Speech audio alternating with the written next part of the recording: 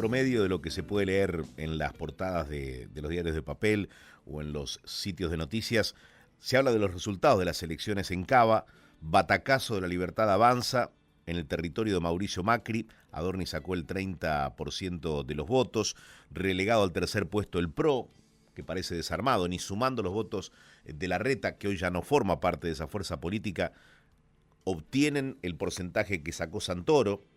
Yo quiero saber si los que se dicen ganadores son realmente ganadores y aquellos que aparecen como perdedores lo son. Y enseguida lo vamos a hablar con un politólogo que nos va a abrir luz sobre este tema. Pero antes quiero escuchar a Manuel Adorni, sin dudas el personaje político, la figura política de hoy. Tal vez llamó la atención ver en una elección local, en una elección a legisladores, ver tantas caras relevantes, ¿no?, de los diferentes espacios, y es precisamente porque no era simplemente una elección local, porque no era simplemente una elección a legislador, era una elección donde se elige entre dos modelos.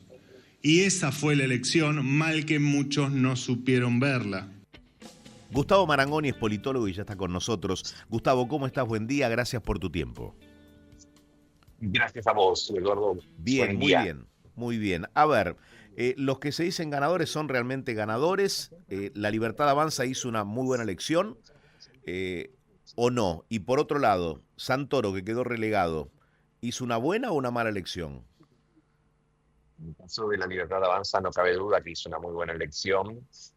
En primer lugar porque obtuvo el primer puesto, porque sumó sustancialmente legisladores en la ciudad, pero además porque hasta hace un par de semanas era menos previsible que obtuviese el primer lugar.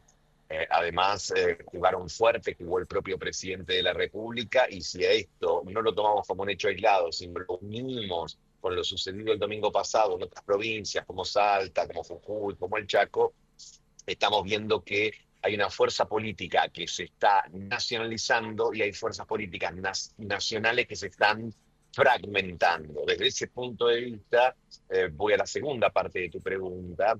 Santoro no se cambió en términos porcentuales mucho a lo que venía registrando Unión por la Patria, o es ahora Buenos Aires, como se llama en esta elección, respecto de elecciones anteriores. Sumó 2 legisladores, pero creo que las expectativas que se habían generado era que podía salir primero en virtud de lo que se mencionaba era la división del no peronismo, de la derecha, etcétera. Eso no sucedió. Creo que había expectativas mayores y siempre los resultados se miden con las expectativas. Aquellos que parten con muchas expectativas y no la ven subir terminan más tristes, y aquellos que parten de un umbral más bajo y lo superan terminan contentos o eufóricos, como fue el caso ayer de Libertad Avanza.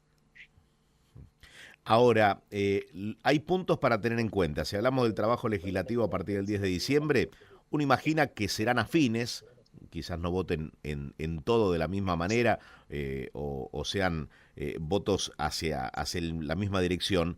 30 de los libertarios, 16 de los Penato, más 8 de Larreta, un 54%, parece que de alguna forma van a dominar el trabajo legislativo, si se quiere apoyando al gobierno local, o por lo menos no manteniendo tanta distancia, ¿no?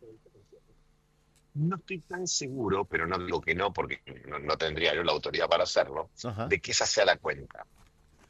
Yo no sé si la gobernabilidad en la ciudad a Macri se la va a dar la Libertad Avanza, o paradójicamente se la puede dar un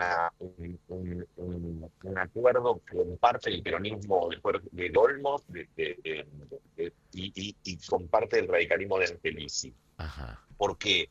Porque son los que tienen, en el caso del radicalismo, 5 legisladores, en el caso del peronismo 20, le podrían habilitar las llaves para determinadas negociaciones, y creo que hoy la Libertad Avanza es una amenaza que señala permanentemente que quiere ir por más y que quiere liderar el espacio. O sea, tiene aspiraciones para voz en tu audio 2027. recién. Sí, pues no, para el 2027 y para ahora, porque todavía faltan elecciones de octubre en la ciudad de Buenos Aires, y faltan además en el resto de los distritos, pero sobre todo en la provincia de Buenos Aires. Y ayer tanto el presidente como Adorno me dijeron: señores, si quieren venir, van a tener que sumarse a la Libertad Avanza, no hacer una coalición con nosotros. ¿Mm? el cambio, dijo, somos nosotros y hay dos posiciones. No dijo de que haya más posiciones dentro de combatir al kirchnerismo, las ideas de la libertad. No abrió un camino del medio, como se decía en otra alternativa. Por eso, digo, me permito dudar, no negar, pero sí dudar, que las cuentas de la gobernabilidad de la ciudad de Buenos Aires sean las que proponía. Eh, Porque me parece que si hay algo evidente es que los dos Macri quedaron extremadamente golpeados. Mauricio Macri, porque pensó que podía hablar casi como un igual con Javier Milei, cuando Javier Milei al comienzo del mandato le decía que era un jefe que no estaba dispuesto a tratar con el PRO de la manera que él quería Mauricio Macri, y Jorge Macri, porque de alguna manera dañó un bien fundamental en estos 17 años que lleva de gestión en la ciudad de Buenos Aires, que es precisamente ese, la cercanía de la gestión, esa pelea, esa disputa con Horacio Rodríguez Larreta, no solo le quitó un aliado, le quitó un atributo que era el de la ciudad bien administrada. Ahora, ¿imaginás en provincia de Buenos Aires un acuerdo libertarios pro como fuerza política o libertarios con algunos de los integrantes del PRO? Tiendo a imaginar más lo segundo que lo primero, porque además en la provincia de Buenos Aires están los dos demonios a los que quiere, demonios lo digo entre comillas, ¿no? Sí. O desde la perspectiva libertaria, los dos demonios a los que quiere derrotar la Libertad Avanza, que son Cristina Fernández de Kirchner y Axel Kicillof. Y yo creo que ellos quieren aparecer como los que realmente son los que ponen siempre en el lenguaje de la Libertad Avanza los últimos clavos en el cajón del kirchnerismo. No creo que les guste compartir el cartel de esa película. Entonces, en todo caso, además tenemos que recordar a Sebastián Pareja, armador de la Libertad Avanza, la provincia de Buenos Aires, que hace pocas semanas dijo: los dirigentes del PRO están regaladísimos. Como que van a tener que venir al pie, ¿no? Se van a tener que pintar de violeta. Exactamente, exactamente. Bien. Me parece que es una declaración más que elocuente, Eduardo. La última, ¿cómo lo ves a Macri? Que ayer por la noche, después de una jornada que debe haber sido larguísima para él y para muchos referentes del PRO, dice: yo dejo de llorar por las maldades de tu entorno, le dijo a Milei, si vos dejás de llorar por las cosas que dicen periodistas y economistas. ¿Cómo lo ves a Macri? Es difícil decir que alguien está acabado políticamente, pero ¿cómo lo ves y cómo definís este presente del expresidente? Está pagando el precio de subestimar a Javier Milei. Qué definición, ¿eh?